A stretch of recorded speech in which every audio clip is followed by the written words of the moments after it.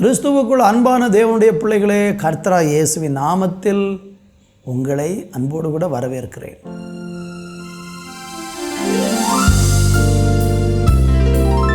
என் இயேசுவே, நான் என்று முந்தன் சொந்தம்,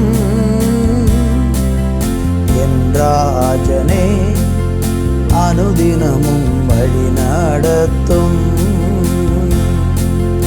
என் இயேசுவே, நான் என்று முந்தன் சொந்தம், என் ராஜனே அனுதினமும் வழி நடத்தும். உளையான சேற்றி நின்று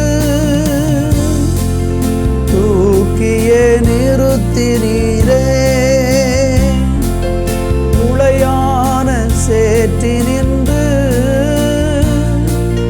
தூக்கியே நிறுத்தினீரே,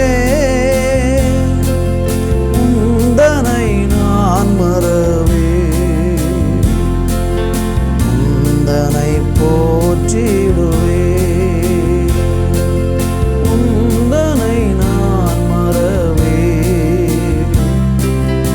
உந்தனை போற்றிடுவே. என் இயேசுவே, நான் என்று முந்தன் சொந்தம், என் ராஜனே அனுதினம் வழி நடத்தும். என் தேவனே, நான் என்று முந்தன் சொந்தம், என் ராஜனே அனுதினமும் வழி நடத்தும். இந்த உலகத்தில் நீங்கள் மட்டும்தான் ஆண்டவரே எங்களுக்கு சொந்தம். நண்பர்களும் உற்றவர்களும் சிநேகிதர்களும் எல்லாம் எங்களை விட்டு விலகி போகும்போது, எங்களை விட்டு விலகாமல் ஒவ்வொரு நாளும் எங்களுக்கு பக்கபலமும் பாதுகாப்பும் அடைக்கலுமாக இருந்து எங்களை தேற்றி அரவணைச்சு நடத்துகிற தெய்வம் நீங்களாக இருக்கிறதற்காக நன்றி. உங்கள் கிருபையுள்ள கரத்திலே எங்களை அர்ப்பணித்து நாங்கள் ஜெபிக்கிறோம். நீங்கள் தொடர்ந்து எங்களை ஆசீர்வதித்து வழி நடத்துங்க. இயேசுவின் நாமத்தில் ஜெபிக்கிறோம் நல்ல பிதாவே, ஆமேன், ஆமேன். அன்பு தேவப்பிள்ளைகளே, இந்த நாளில் நம்ம தியானிப்பதற்கு ஏசாயா 32:14-15 வசனங்கள்.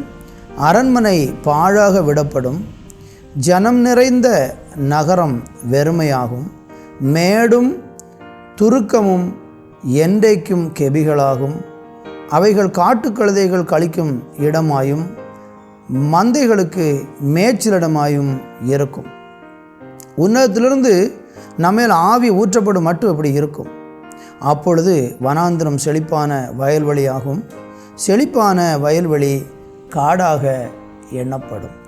வாசித்து கேட்ட இந்த வேத வசனத்தில் அசீரிய ராஜா படையெடுப்பின் போது அவன் இஸ்ரவேல் ஜனங்களிடத்தில் இருந்து எல்லா நன்மைகளையும் பறித்து கொள்ள அவன் வந்திருக்கிறதான அந்த சூழ்நிலையில் என்ன நடைபெறும் என்பதை ஒரு தீர்க்க தரிசனத்தின் மூலமாக ஏசாயா இஸ்ரவேலுக்கு வெளிப்படுத்துகிறதை பார்க்கிறோம். ஆனால் அந்த சூழ்நிலையெல்லாம் மாறி அப்புறம் ஆவி ஊற்றப்படும் போது, பரிசுத்த ஆவி ஊற்றப்படும் போது, அந்த சம்பவத்துக்கு பிறகு எப்படி அவங்க மேன்மை அடைவாங்க என்பதை குறித்து சொல்லப்பட்டிருக்கிறது. 15 வசனத்தில் படிக்கும்போது, உன்னதத்திலிருந்து நம்மேல் ஆவி ஊற்றப்படும் மட்டும் அப்படி இருக்கும். அதுக்கு பிறகு வேதம் சொல்லுகிறது, வனாந்திரம் செழிப்பான வயல்வெளியாகும், செழிப்பான வயல்வெளி காடாக எண்ணப்படும் என்று ஆண்டவர் சொல்லுகிறதை பார்க்கிறோம். என்னை கவனிக்கிற தேவனுடைய பிள்ளைகளை, பரிசுத்த ஆவி ஊற்றப்படும்போது, உன்னதத்திலிருந்து நம்ம மேலே ஆவி ஊற்றப்பட்டு விட்டால் அந்த பரிசுத்த ஆவியினால் வனாந்தரமே செழிப்பான வயல்வெளியாக மாறும் என்று ஆண்டவர் சொல்லுகிறதை பார்க்கிறோம். என்னைக்கு கவனிக்கிற தேவனுடைய பிள்ளைகளே, நாம் இந்த பூமியில் வாழும்போது நம்முடைய பலத்தினால் நம்ம எதையும் செய்ய முடியாது, வெற்றி அடைய முடியாது. நமக்கு விரோதமாக சாத்தான் ஒவ்வொரு நாளும் தீமை செய்து கொண்டே இருப்பான். அவனுடைய தீமையான எண்ணங்களையெல்லாம் நம்ம முறியடித்து மேற்கொண்டு ஜெயிக்கணும்னா நமக்கு பரிசுத்த ஆவியின் உதவி ரொம்ப தேவைப்படுகிறது. பரிசுத்த ஆவியை யார் பெற்றுக்கொள்கிறார்களோ அவர்கள் தான் ஜெயமுள்ள வாழ்க்கை வாழ முடியும். தாவீது சின்ன பையனாக இருக்கும் பொழுது ஆடுகளை மேய்த்து கொண்டிருந்தான். ஆனால் அவன் மேலே தேவனுடைய ஆவி ஊற்றப்பட்ட போது பயங்கரமான ராட்சச கோலியாத்தையும் அவன் கீழே விழத்தண்ணினான். காரணம், அவன் மேலிருந்த அந்த ஆவி, இன்னும் சொல்லப்போனால் அவன் மேலிருந்த அபிஷேகம் சத்துருக்களை வெற்றியடைய அவனுக்கு உதவி செய்தது. உங்களுக்கு விரோதமாக மனுஷர்களாலும் சாத்தானாலும் இந்த உலகத்தினாலும் பலவிதமான தீமைகள் இழைக்கப்படலாம். அதிலெல்லாம் வெற்றி பெறுவதற்கு வழி தெரியாமல் நீங்கள் திணறி கொண்டிருக்கலாம். அன்றைக்கி சவுல் அந்த கோலியாத்தை எதிர்கொள்ள முடியாமல் திணறி கொண்டிருந்த போது அபிஷேகம் பெற்ற தாவீது அந்த கோலியாத்தை ஒரே ஒரு கூழாங்கல்லால் வெளுத்தின சம்பவத்தை நம்ம 1 சாமுவேல் புஸ்தகத்தில் 17, 18 அதிகாரங்களில் நீங்கள் படிக்க முடியும். உங்கள் வாழ்க்கையில் இன்றைக்கி நீங்கள் இப்படி தனித்து நின்று கொண்டு போராடி கொண்டிருக்கீங்கன்னா உன்னத ஆவி ஊற்றப்படுறதுக்காக ஜெபம் பண்ணுங்க. ஏசாயா 44:3 சொல்லுகிறது, தாகம் உள்ளவன் மேல் தண்ணீரையும் வறண்ட நிலத்தின் மேல் ஆறுகளையும் ஊற்றுவேன். உன் சந்ததியின் மேலும் என் ஆவியையும் உன் சந்தானத்தின் மேல் என் ஆசீர்வாதத்தையும் ஊற்றுவேன். ஆவி ஊற்றப்படும் போது உன் சந்தானத்தின் மேல் என் ஆசீர்வாதத்தை ஊற்றுவேன், உன் சந்ததியின் மேல் ஆவியை ஊற்றுவேங்கிற பரிசுத்த ஆவியானவர் எப்போ நமக்குள்ளே வந்து செயல்பட்டாலும் ஒரு ஆசீர்வாதத்தோடு தான் வருவார். வெறுமையாக வரமாட்டார். அவர் வரும்போதே நிறைய நன்மைகளோடு கூட நம்ம மத்தியில் நமக்குள்ளே இறங்கி வருவார்.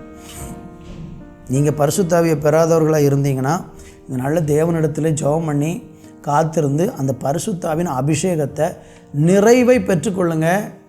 எல்லா சூழல்களையும் ஜெயிப்பதற்கு அந்த உன்னத ஆவி நம்ம மேலே ஊற்றப்பட்டுட்டுனா ஸ்தோத்திரம், வனாந்தரம் எல்லாம் செழிப்பாக மாறும் என்று தான் சொல்லப்பட்டிருக்கு. வனாந்தரம் செழிப்பாக வயல்வெளி ஆகும்னு சொல்லப்பட்டிருக்கிறது. உங்கள் சூழ்நிலைகளுக்கு மாற்றம் உண்டாகிறதுக்கு தேவ ஆவியை பெற்றுக்கொள்ள ஒப்பு கொடுங்க.